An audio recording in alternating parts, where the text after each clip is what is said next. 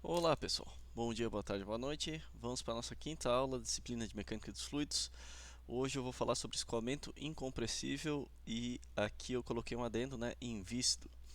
O capítulo é o capítulo 6 do livro e ele já coloca essa consideração logo no começo, então eu já coloquei aqui no título, certo? Agora eu consegui dar uma arrumada na canetinha, eu acho que vai ser um pouco mais suave, né, de escrever. Na última aula ela estava dando problemas, estava como se fosse o mouse. Vamos lá, então. A gente vai começar pela equação de Euler, que é uma adaptação da equação de Navier-Stokes considerando sem viscosidade, né, fluido invisto. Então, como é que era a equação de Euler quando a gente colocou lá para viscosidade constante e incompressível, que já é uma consideração do capítulo, né? Então, eu tenho lá ρ, massa específica, du dt, isso aqui é para o eixo x, né? Tem a velocidade u, né? A componente u da velocidade, mais u du dx, mais v du dy. O que muda do eixo x para o y é que aqui seria v, né? Seria ρ dv dt, mais u dv dx, mais v dv dy, né? E para z eu colocaria w, mas o desenvolvimento é o mesmo para os três eixos, né? Mais w du dz. Isso aqui é igual. Daí eu tenho aqui a componente relacionada ao esforço de campo, né? Força de campo, que é ρ gx. O dv cortou em tudo, lembra? Para o esforço de campo seria ρ g de x vezes o volume, que seria o dx dy dz. Mas eu corto de todos os componentes, menos esse desenvolvimento a gente já fez, né? Estou só repetindo aqui. dp dx mais, e aqui está uma componente crucial, d2u dx2 mais, d2u, que não é v, aqui é o u, dy2 mais d2u dz2, ok? Aqui seria o termo correspondente ao atrito, né? A viscosidade, aos esforços viscosos. Daí esse aqui é para o meu eixo x. Lembrem que a equação de Navier-Stokes saiu do que? Da segunda lei de Newton, que é uma relação de força igual a massa vezes aceleração, né? Então eu trabalho com esforços, mas eu consigo cortar o volume aqui, né, deles. Então confiram as unidades, mas ela saiu de um somatório de esforços ali, né? Igual a massa vezes a aceleração. Aqui para o x eu posso fazer daí para o eixo y e para o eixo z. Ah, opa. A equação de Euler, daí como é que vai ficar? Numa forma geral daí, né? Se eu considerar a sem viscosidade, eu vou ter daí ρ, derivada material da velocidade no tempo, igual a ρ g. Aqui, como eu estou fazendo para, não estou especificando o eixo x, y, z, eu estou fazendo de uma forma geral, né, forma vetorial. Então aqui é gravidade vetorial também. Geralmente a gente tem só a componente em y, né? Mas vamos deixar da forma mais genérica. Del P, certo? Então eu tenho esse componente e aqui esse componente. Como é que é a minha derivada material da velocidade, né? dt, ela vai ser a parcial no tempo da velocidade, né? Mais v, não, v, certo? E a gente vai usar geralmente isso durante o curso inteiro, né? A gente usa geralmente dois conjuntos das equações básicas, né? Que é a conservação da massa e a conservação da quantidade de movimento. Essa daqui entraria daí a Navier-Stokes, ou no caso, se eu considerar sem viscosidade, Euler, né? Então, a gente viu aqui no slide anterior, vamos relembrar da conservação da massa, né? Ou a que a gente chama de equação da continuidade.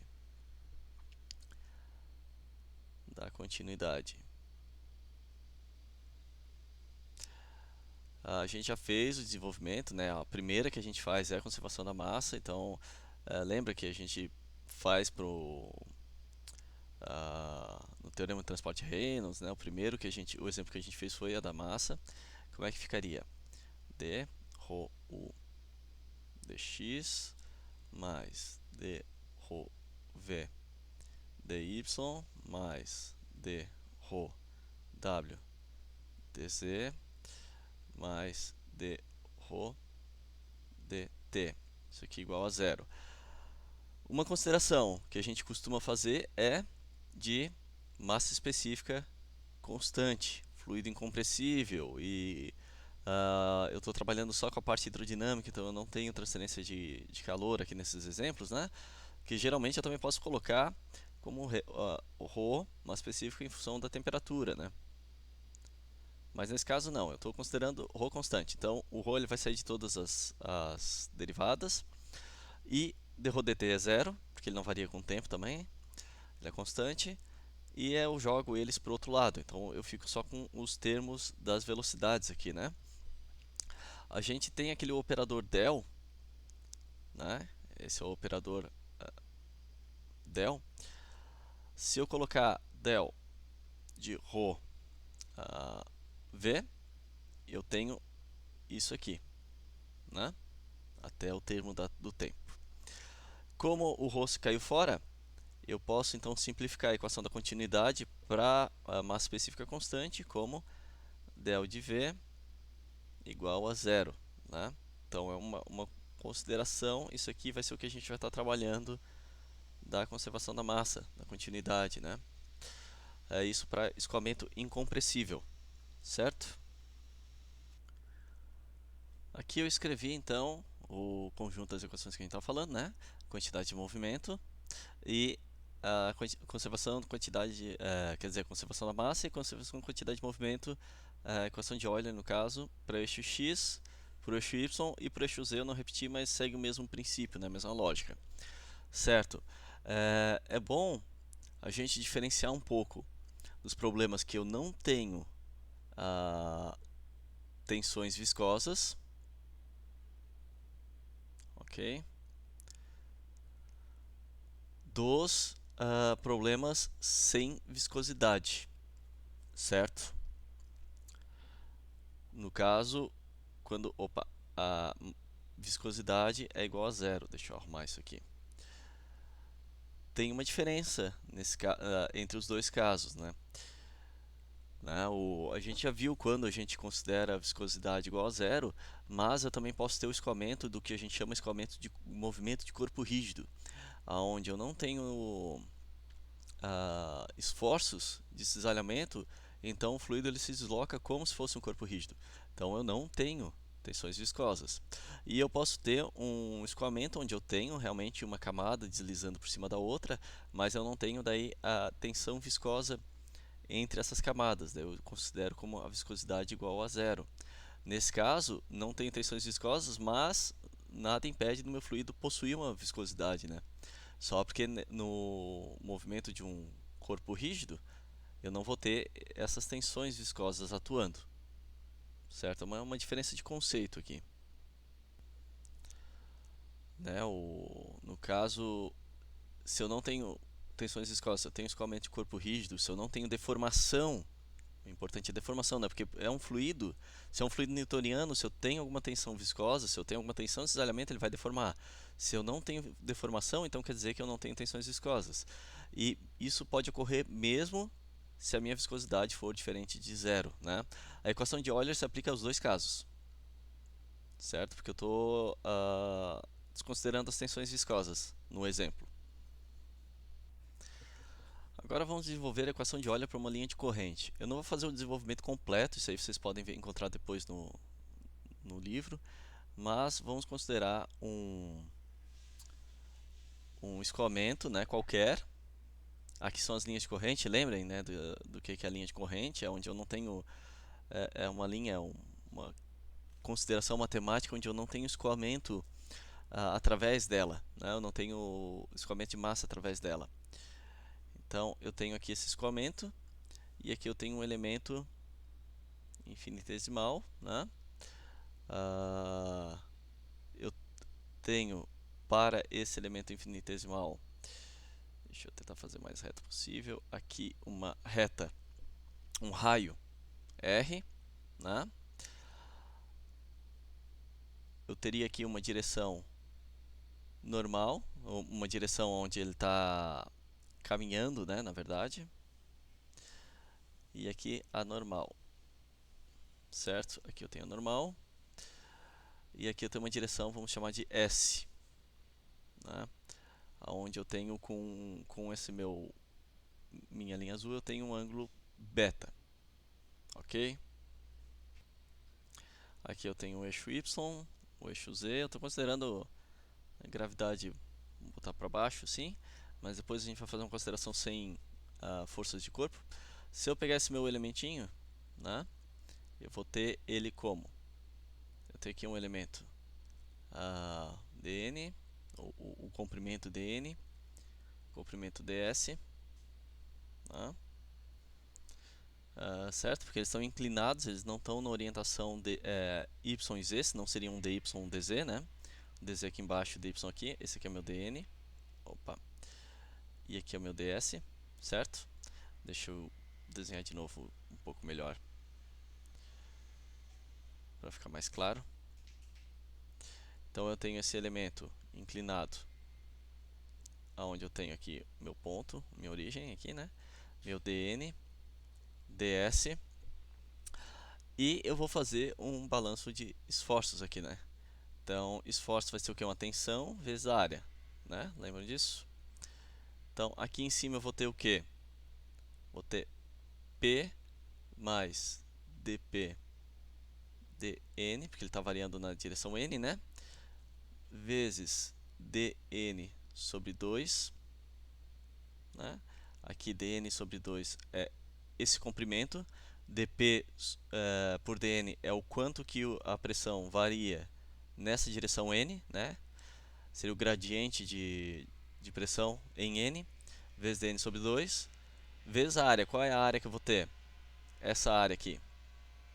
Em 3D, né? Olhando essa área em 3D, ela é ds dx. O meu x está aqui para trás, né? Vezes ds dx, né? A minha tensão, que no caso aqui é a pressão, vezes a área, né? A pressão mais a taxa de variação, a pressão que está agindo nessa área, vezes a área. Para cá, vou ter a mesma coisa, né? Só porque daí vai ser P mais dp ds. E eu vou deixar esse desenho aqui que depois talvez a gente volte. Se eu não me engano, a gente tem que voltar nele. Opa, aqui é sobre 2. Eu vou terminar e já volto. Ok, seriam os esforços agindo aqui, né? Eu teria também a força de corpo. Mas eu estou desconsiderando, então desprezando aqui a força de corpo. Percebam que embaixo, né, nesses outros lados eu tenho um negativo aqui, é menos a variação de pressão, né, menos o gradiente de pressão em n, vezes dn sobre 2, que é aqui para baixo, né, menos dn sobre 2, vezes a área. Aqui a área, no caso, nas laterais direita e esquerda, são dn vezes dx, e em cima e embaixo é ds vezes dx, certo? Se eu considerar o escoamento em regime permanente, tá? Desprezar as forças de corpo,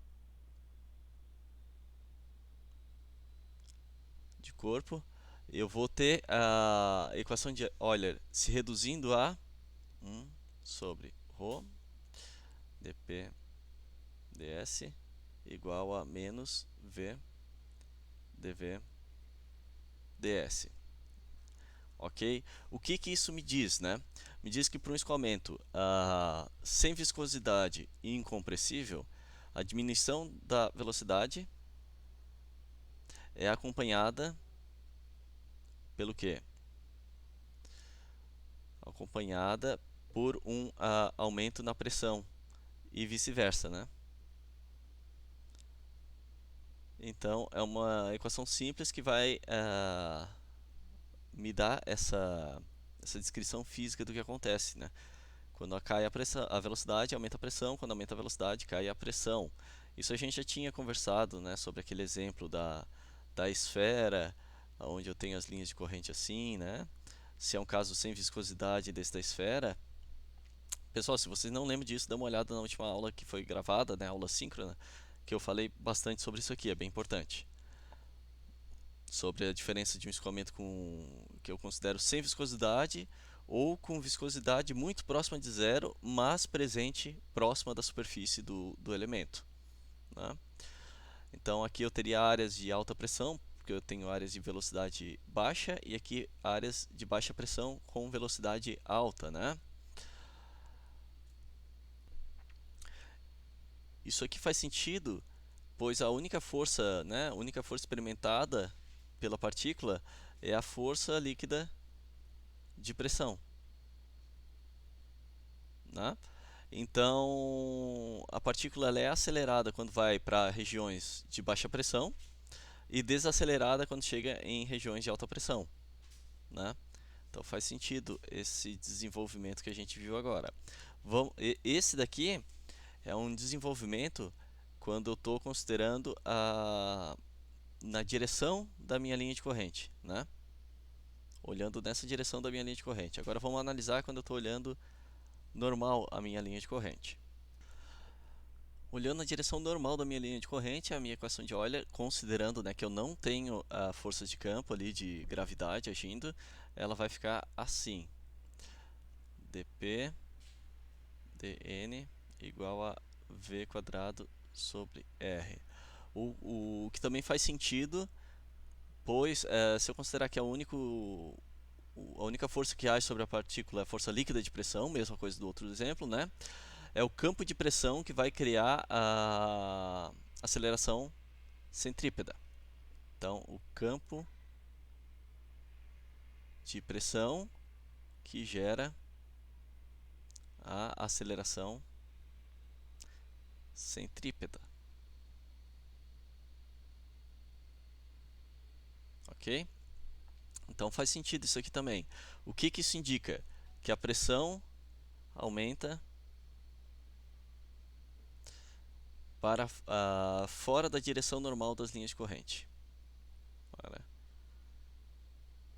Fora da direção, mais fácil escrever assim, cursiva. Da direção normal as linhas de corrente a partir do centro de curvatura. Normal as linhas de corrente a partir do centro de curvatura. O que vai acontecer se eu tenho um escoamento horizontal? Se eu tenho um escoamento horizontal, né, significa que esse meu raio de curvatura é tão grande que ele vai tender ao infinito, né? Ele vai ficar no horizontal. Então eu não tenho variação, no caso do escoamento horizontal, não tenho variação de pressão, certo? Na direção normal as linhas de corrente, né?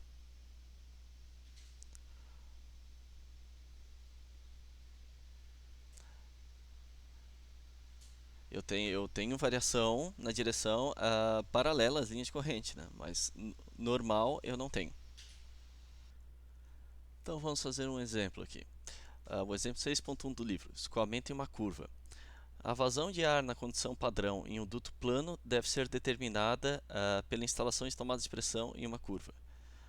Então eu tenho uma curvatura, né? Eu faço a tomada de pressão no meu ponto 2, aqui no final da curva, e meu ponto 1 no início da curva. E com isso eu quero calcular qual é a vazão. Ok? O duto tem 0,3 metros de altura por 0,1 de largura.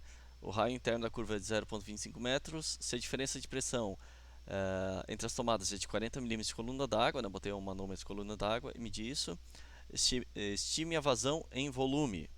Então vamos lá, aqui eu tenho um desenho, né, do meu duto, meu tubo com seção retangular, né?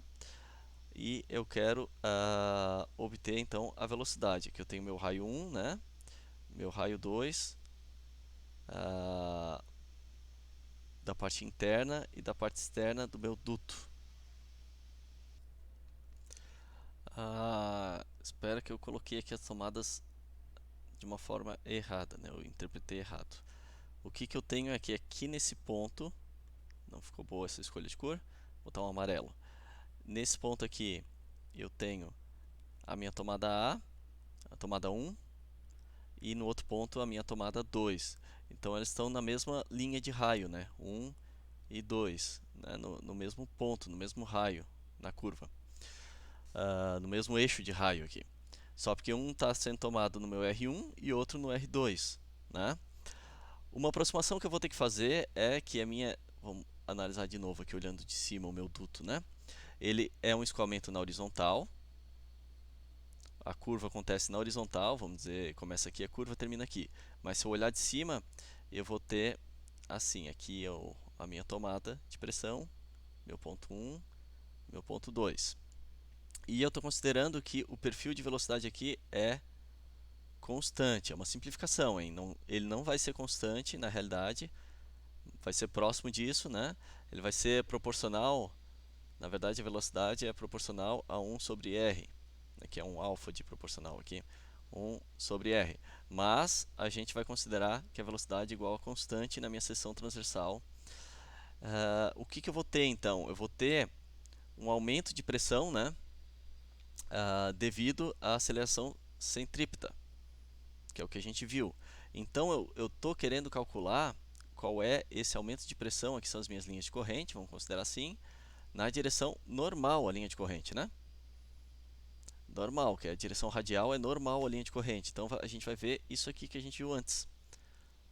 Esse vai ser o equacionamento que a gente vai usar, né? A pressão vai aumentar para fora da direção normal as linhas de corrente a partir do centro da curvatura, ok? Então a minha pressão, como é que ela vai ficar? Eu vou ter que o meu ΔP, que é igual a P no ponto 2 menos P no ponto 1, é igual a ρ de H2O vezes G vezes o ΔH, que o meu exemplo diz que é o ΔH é 40 milímetros de coluna d'água, né? O aumento de pressão. Ok? Então eu tenho aqui no meu ΔP, P2 menos P1, ρGH. Tranquilo. Então vamos começar o exercício. Qual é a equação básica que a gente vai usar? Né? É o desenvolvimento da equação de Euler com algumas considerações. A gente vai considerar escoamento, sem atrito, né? Justamente para poder usar a equação de Euler. 2, incompressível. Incompressível. E 3, escoamento uniforme. Uniforme na minha seção transversal. Então, aqui na minha curvatura, como eu comentei para vocês, né, nesse ponto onde eu tive as duas tomadas de pressão, eu tenho um perfil uniforme de velocidade. Né? Esse é o meu perfil de velocidade. Qual é a equação básica que eu vou usar? Para a curvatura na direção normal, né? dp sobre dr, a que eu mostrei ali para vocês. O livro faz o desenvolvimento disso aqui, tá, pessoal? Eu pulei, mas dei uma lida com calma. Certo? Eu tenho isso aqui e eu tenho que a minha pressão é função apenas do raio. Né? Se ela é função apenas do raio, eu posso então simplificar esse meu dp/dr como derivada, ela já não é mais parcial, porque ele não varia com nenhuma outra variável, a pressão, só com o raio. Tá? Isso vai ser igual a, jogando aqui na equação, né? ρ v quadrado r. Agora eu vou resolver por separação de variáveis, né? Como é que eu vou fazer? Eu vou ter que o meu isolando dp igual a ρ v quadrado dr sobre r, né? Aqui é um r, tá, pessoal? o resultado disso aqui vai ser P2 menos P1 igual a ρ v quadrado ln de R, R1 de R2 é R1, né? Que vai ser igual a ρ v quadrado ln de R2 sobre R1. Se eu isolar a velocidade, que é o que eu quero, né? Eu quero justamente a minha velocidade, vai ser P2 menos P1 sobre ρ ln R2 R1 na meio, a raiz disso aqui, né? Ok, então aqui eu descobri qual é o equacionamento para achar a minha velocidade. Eu tenho que meu ΔP, eu já vi antes o que ele é essa altura de coluna d'água, né? Então eu consigo achar uma expressão final para a velocidade, que é igual a ρ H2O G delta H, isso aqui na meio, dividido por, aqui é o ρ de H2O, tá, pessoal? É subscrito isso aqui. De ρ, daí seria do meu ar ali, ln de R2 sobre R1. Vou substituir os valores aqui só para vocês verem um exemplo mais completo. E sempre confiram a unidade.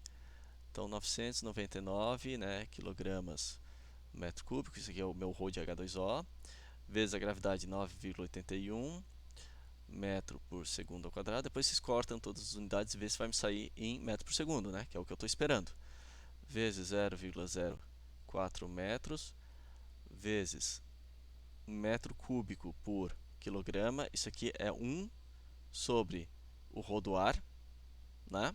A condição normal que estava falando ali, condição padrão, vezes 1 sobre ln de 0,35 metros por 0,25 metros, elevado na 1 meio. Como é que vai ficar as unidades aqui? Deixa eu mudar a cor. Quilograma corta quilograma, metro cúbico, né? Faz sentido. Uma específica sobre uma específica, né? As unidades vão cortar. Vou ter metro vezes metro quadrado por segundo ao quadrado, que o metro cortou com metro, né? Então, minha unidade final vai ser metro quadrado segundo quadrado. Isso aqui é a unidade de velocidade? Não, né? Mas eu tenho ainda que tirar a raiz. Então, no final, a minha unidade vai ser metro por segundo, que é a unidade, né? Que é a unidade de velocidade. Perfeito. Eu vou ter que a minha velocidade é 30,8 metros por segundo. Eu quero saber a vazão volumétrica, né? É a velocidade vezes a área. Daí eu vou sair isso aqui em metro cúbico por segundo, que é o que eu quero, né? Então vai ser 30,8 metros por segundo vezes a minha seção, que é 0,1 metro, vezes 0,3 metros. Isso vai me dar 0,924 metros cúbicos por segundo. Como eu falei, né, a consideração foi de perfil de velocidade linear. Isso aqui não é o certo, mas é uma simplificação para conseguir resolver um exemplo de uma forma mais fácil. Pessoal, então a gente viu a equação de Euler, né? Se comparada à equação de Navier-Stokes, ela é bem mais simples. Eu considerei ali sem viscosidade, né? O incompressível e sem viscosidade, então ela é matematicamente mais simples, mas ainda assim a solução ela depende, né? Vou ter que ter um conjunto de equação de conservação da massa e equação e as conservação da quantidade de movimento, né? Nos eixos. Eu posso fazer mais uma aproximação, mais uma simplificação, que é considerar para regime permanente, o caso de regime permanente, a integração da equação de Euler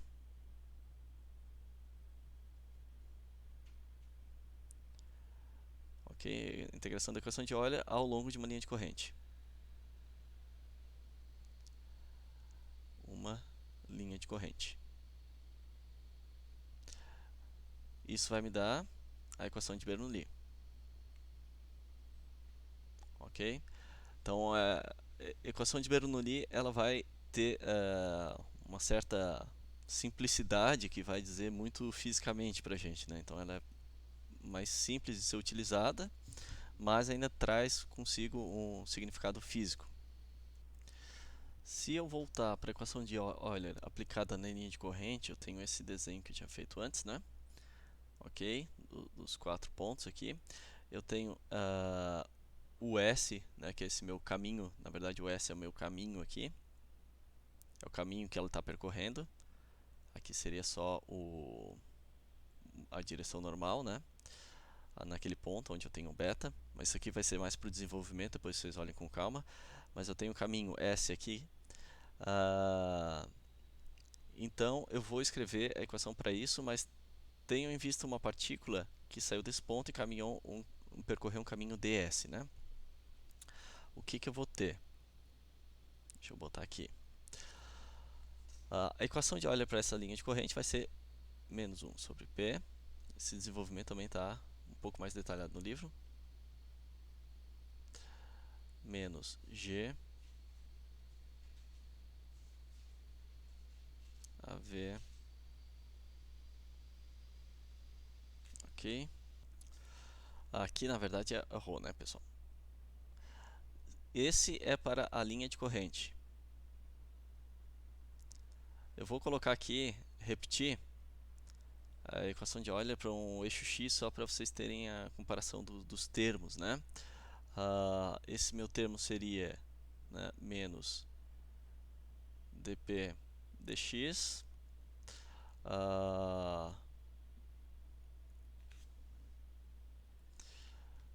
mais ρ g de x igual a ρ dv.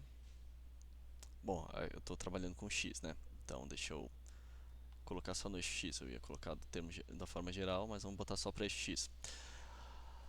Rho du dt mais u du dx mais v du dy mais w du dz. Tem simplificações que eu fiz, né, pessoal?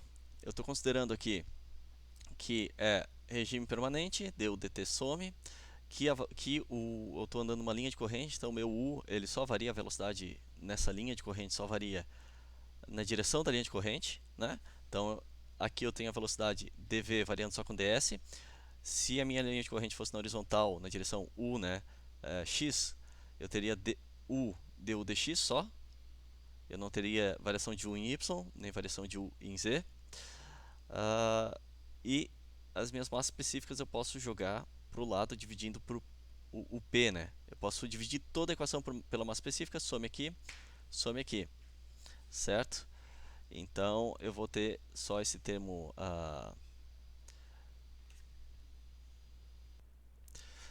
Isso aqui é só para comparar, né? Eu tenho aqui uma linha de corrente, aqui eu tenho na horizontal, né? Mas aí aqui eu teria meu termo do esforço de campo, aqui o referente à pressão e aqui a minha velocidade, né? Então como é que vai ficar isso aqui? Se eu pegar o meu dp ds vezes uma partícula que caminhou uma distância, né, ali na minha linha de corrente, ds, multiplicar por ds, eu vou ter aqui a dp, que seria a minha variação de pressão, efetiva de pressão.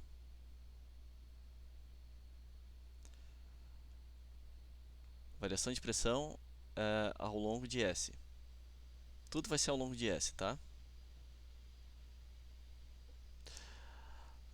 Se eu fizer dz ds vezes o meu ds, eu vou ter aqui o meu dz, que vai ser a variação de altura, de elevação.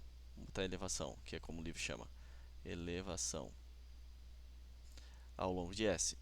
E se eu fizer dv ds vai ser dv, que é a variação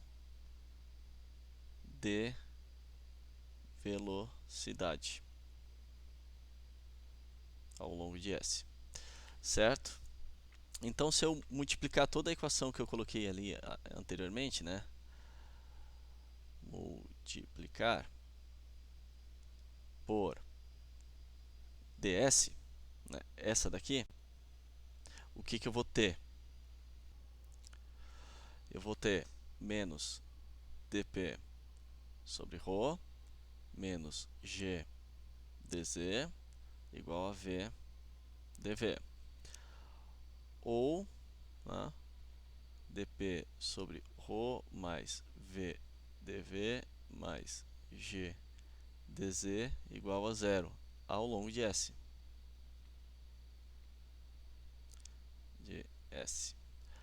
A integração dessa equação vai fornecer o que? Integral de dp sobre ρ mais v quadrado sobre 2 mais gz igual a constante ao longo de S. Para resolver isso aqui, eu preciso saber como que a minha massa específica varia, a relação que ela varia com a pressão, né? Mas, se eu considerar que a minha massa específica não varia com a pressão, que ela é constante, daí eu vou simplificar isso, né? E vou chegar na equação de Bernoulli.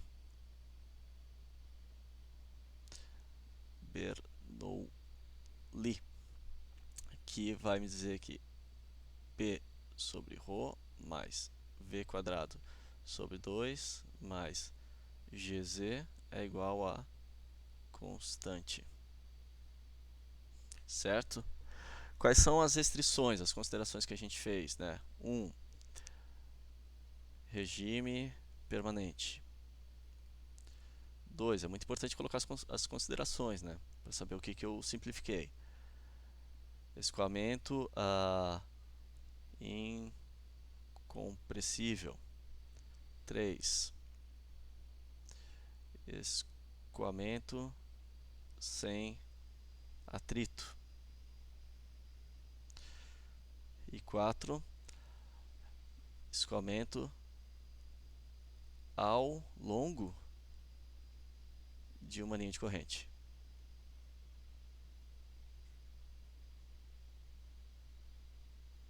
Ok? Então, pessoal, essa equação ela é uma das mais utilizadas, né, em mecânica dos fluidos. Aí, vocês já devem ter visto ela anteriormente, né? Ela é bem conhecida, mas tem que ser utilizada com cuidado, muito cuidado, porque eu tenho essas considerações que foram feitas, né?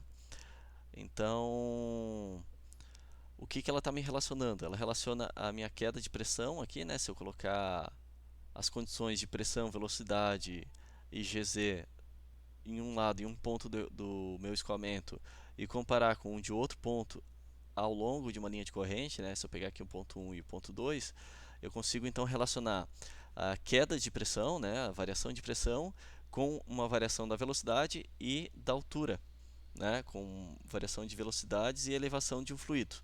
Eu consigo fazer essa relação com a equação de Bernoulli. Ela é muito utilizada, por exemplo, na aerodinâmica, né? Se eu quero saber a sustentação de uma asa.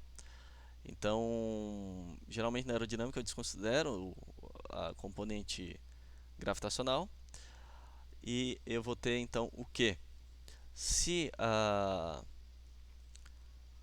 eu tenho uma velocidade mais alta, né, que é o caso aqui de cima do perfil da asa, quer dizer que eu vou ter uma pressão mais baixa.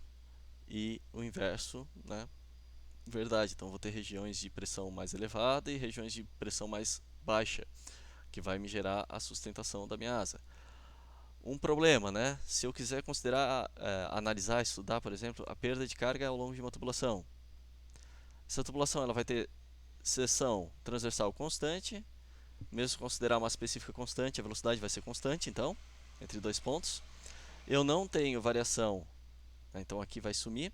Eu não tenho variação de altura, se ela está na horizontal, e ainda assim eu tenho uma perda de carga que acontece nesse tipo de tubulação, né? Então eu era para ter uma variação de pressão. Pela equação de Bernoulli, a pressão aqui vai ser igual à pressão aqui. né? O que que isso implica? Perda de carga muito ocorre pelas tensões viscosas, né? E a equação de Bernoulli desconsidera isso. Então eu tenho que tomar cuidado onde eu vou utilizar e que relação que eu vou usar em que problema, né? A gente não vai pegar uma equação de mecânica dos fluidos e usar para todos os problemas. Cada um vai ter que ter as suas considerações, suas simplificações, certo? Pessoal, então agora eu vou falar um pouco de pressão estática, de estagnação e dinâmica, né? A pressão utilizada na dedução de Bernoulli é a pressão termodinâmica,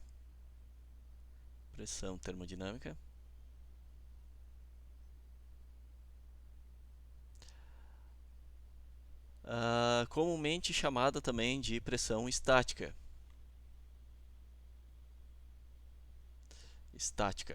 Ela é a pressão que é sentida pela partícula em movimento, né?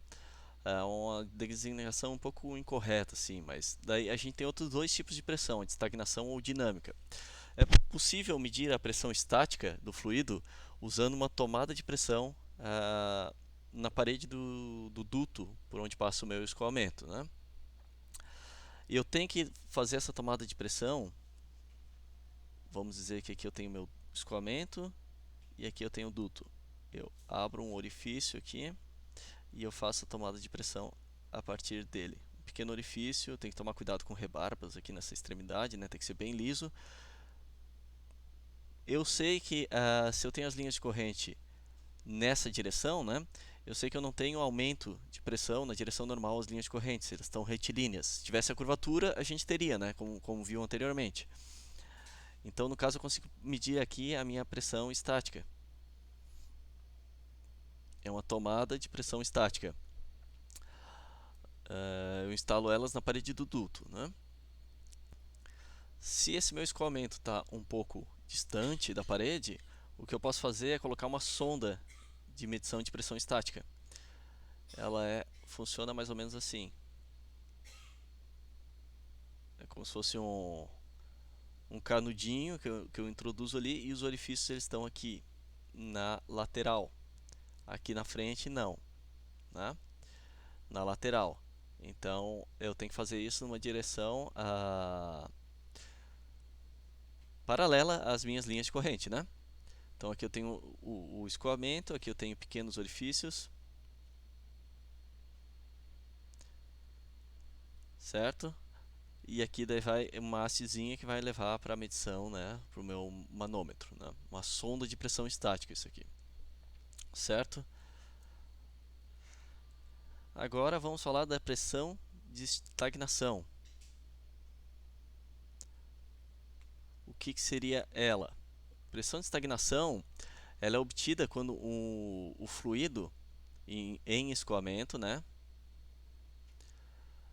Escoamento, ele é desacelerado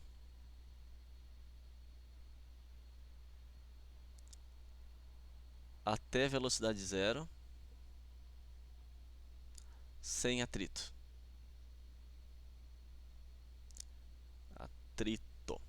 Isso aqui seria como dizer que a minha pressão de estagnação seria a pressão correspondente àquele mesmo sistema se ele não tivesse movimento, né? Se eu tivesse desacelerado ele até a velocidade zero, né? Então eu consigo obter isso aqui a partir da equação de Bernoulli, né? Se eu quero saber relacionando as variações de velocidade ao longo de uma linha de corrente. Então como é que seria usando a pressão estática, né? Como é que eu faria? Se eu desconsiderar variação de elevação no meu fluido, eu posso colocar pela equação de Bernoulli, né, que P0, eu quero saber qual é essa minha pressão estática aqui, 0, sobre ρ, mais, vamos considerar, deixa eu escrever a equação, depois eu falo um pouquinho, comento.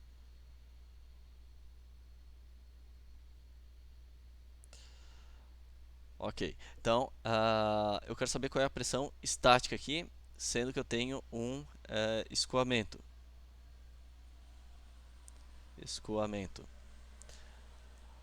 As condições de escoamento eu consigo medir. Eu consigo medir a minha pressão. Essa pressão seria a minha pressão estática. Eu quero saber a pressão de estagnação. Eu acho que eu falei errado antes. Eu quero saber aqui a minha pressão estática, que eu medi usando um orifício na superfície, né, do meu escoamento. Aqui eu medi, coloquei aqui. A velocidade eu consigo medir também do meu escoamento. Então, isso aqui é medido.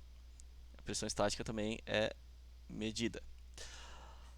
Se eu quero saber qual seria a pressão de estagnação correspondente àquele sistema, né, o que eu faço é jogar isso aqui para zero. Seria a pressão correspondente se eu não tivesse uma velocidade de escoamento, né?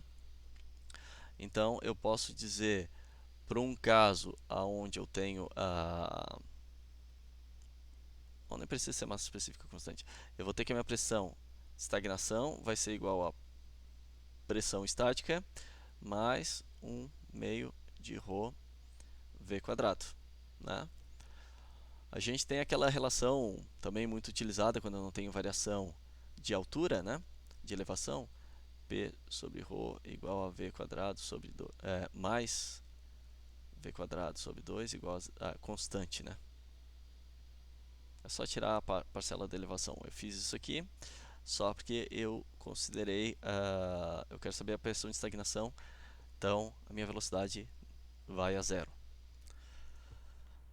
Então esse aqui é um enunciado, eu só repeti a equação anterior, né, só deixei um pouco mais passado, mas é um enunciado matemático que define a pressão de estagnação, válido para escoamento incompressível, né?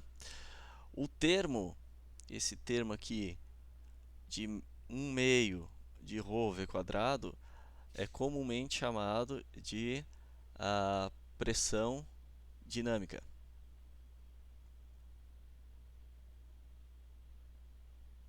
Pressão dinâmica. P0 seria, né, a minha pressão de estagnação, que é definida por esse enunciado, né? Então aqui seria a minha pressão de estagnação.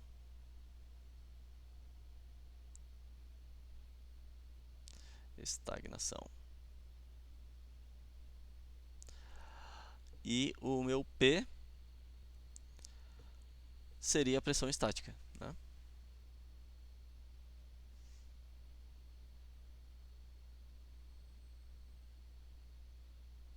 Ok? Então eu tenho uma relação onde a minha pressão de estagnação é a soma da pressão estática mais a pressão dinâmica, né? Mais uma parcela de pressão decorrente do escoamento, da velocidade de escoamento, ok? Como interpretar isso aqui? É como se eu estivesse dirigindo, eu coloco a mão para fora do carro. Deixa eu ver como é que está aqui. E o que é cada pressão, né? A minha pressão estática, né? Pressão estática seria a pressão atmosférica. Pressão estática é a pressão termodinâmica, que é a minha pressão atmosférica. A pressão que eu sinto na palma da mão, decorrente daquele escoamento que eu freiei ali, né? Que eu sinto uma pressão maior na frente se eu coloco a minha mão, né, na vertical contra um escoamento pela janela do carro.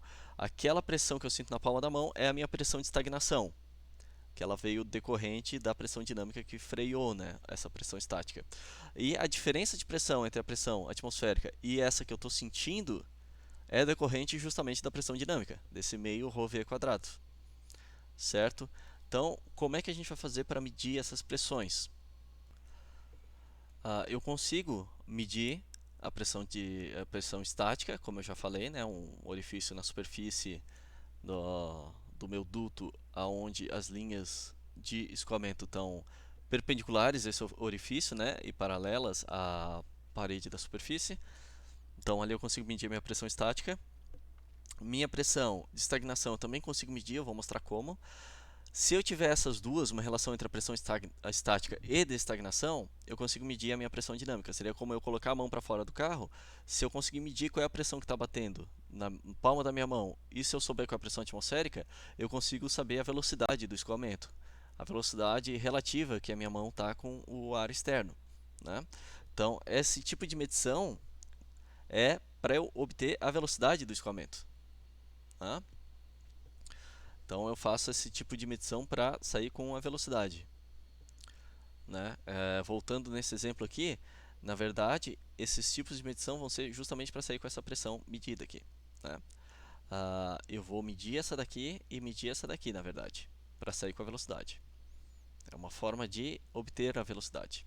Eu só falei nesse exemplo anteriormente o contrário, né? Que para eu conseguir definir o que é a minha pressão estática. Mas a pressão estática eu vou medir ela.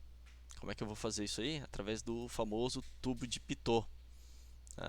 Então eu vou isolar a minha velocidade, porque é o que eu vou querer saber no final. Ela vai ser, né, a raiz, só um instante, a raiz de 2P0 menos P sobre ρ. Então eu vou medir o meu P0 e o meu P. Fazer essas duas medições, né? Reforçando, meu P0 é a estagnação e meu P é a estagnação. Estática ficar a mesma abreviação, né? Estática, certo? Então vamos ver como fica. Então a gente vai fazer as medições em laboratório como, né? Eu tenho aqui o meu escoamento, né? Eu tenho as linhas de corrente do meu escoamento e eu coloco o famoso tubo de Pitot, seria uma medição da minha pressão de estagnação, né? Que é uma haste, oca, né? Onde isso aqui a medição vai para o manômetro. E aqui eu tenho uma abertura, um pequeno orifício, uma pequena abertura no, na direção do escoamento, mas em sentido oposto, né? Então aqui eu vou ter uma certa estagnação, eu vou frear o escoamento nesse ponto, né? Ele vai estar estagnado, porque aqui está tudo cheio de ar já, né? Ele vai dar uma freada e vai medir a pressão nesse ponto, através do meu tubo de Pitot. Eu posso fazer essa medição como? Eu posso ter aqui uma medição na parede e aqui um tubo de Pitot. Né? Então aqui eu vou medir a P0 e aqui eu vou medir a pressão estática e aqui a pressão de estagnação, né? Na mesma linha, na verdade, isso aqui tem que vir até aqui na frente, eu tenho que medir na mesma linha para não levar em consideração perda de carga, né? E aqui o escoamento. Ou eu posso ter um tubo de Pitot estático já, que ele pega as duas. Como é que ele vai funcionar? Ele está assim, ó. Eu tenho um tubo interno, né? E aqui eu tenho pequenos orifícios na parede. Então, aqui pequenos orifícios, né? Vamos dividir aqui. Aqui eu estou medindo o quê? Pressão estática. E aqui a pressão de estagnação, né? Então, são formas de medir a velocidade. Uma velocidade relativa de um objeto em relação ao ar. Isso aqui foi tudo desenvolvido para escoamento incompressível, ok? Então, ele serve para número de Mach menor ou igual a 0,3. O número de Mach é a velocidade em relação à velocidade do som, menor que 0,3. Acima disso, daí já muda um pouco a história. Vou fazer aqui o exemplo 2 sobre o tubo de Pitot. Ele é inserido no escoamento, então ele faz isso aqui, né? Ele vem, esse é o desenho do livro. E aqui eu tenho a parede do meu escoamento, certo? Eu tenho uma relação entre as duas tomadas, a tomada de pressão estática e de estagnação. Aqui eu tenho o orifício, né? E aqui o outro orifício. E isso me dá uma diferença de pressão, deixa eu colocar em vermelho, em mercúrio, nesse manômetro, de 30 milímetros. Aqui é mercúrio. E esse aqui vem até um pouco abaixo. Então, essa linha de cima e a linha de baixo, eu tenho uma distância aqui de 30 milímetros de coluna de mercúrio. Aqui é o meu escoamento de ar. Né? Então eu vou fazer quais considerações? Escoamento em regime permanente, escoamento incompressível ao longo de uma linha de corrente, né? E desaceleração sem atrito ao longo da linha de corrente de estagnação. Essas são as 4 considerações. Daí eu vou usar a minha equação básica de Bernoulli. P sobre ρ mais V quadrado sobre 2 mais GZ igual a constante, certo? Vamos considerar aqui, né, a equação de Bernoulli para a linha de corrente de estagnação. Vamos considerar o delta Z igual a zero. Eu vou ter então P0 sobre ρ, né, porque eu tenho aqui a diferença de coluna de ar, mas é ar, né? Eu posso desconsiderar essa diferença. P0 sobre ρ igual a P sobre ρ mais V ao quadrado sobre 2, certo? Eu peguei um lado de P sobre ρ, V quadrado sobre 2, igualei com o outro lado de P2 sobre ρ, V2 quadrado sobre 2, né? No primeiro caso, eu disse que a velocidade era zero para chegar na pressão de estagnação. No outro caso, eu deixei o equacionamento inteiro, ok? Se a pressão de estagnação, se P0 é a pressão de estagnação na ponta do pitô, onde a velocidade foi reduzida a zero, né? Eu posso resolver a velocidade da mesma forma que a gente viu no outro desenvolvimento, né? 2 sobre P0 menos P dividido por ρ do ar, ok? Olhando a figura, como é que vai ficar? Eu tenho que P0 menos P igual a ρ do mercúrio vezes G vezes a minha altura. Isso vai ser igual a ρ H2O vezes G vezes H vezes o SG do mercúrio, né? Substituindo isso na equação da velocidade e substituindo os valores, eu já fiz uma vez completa, né? Depois só confiram as unidades, eu vou ter que a velocidade é de 80,8 metros por segundo, ok? O livro ele faz também, ele considera que para a temperatura de 20 graus, a velocidade do som é de 343 metros por segundo, então o número de Mach aqui vai ser de 0,236, menor que 0,3. Então a consideração de incompressível é razoável, ok? Se é menor que 0,3 do Mach, é razoável.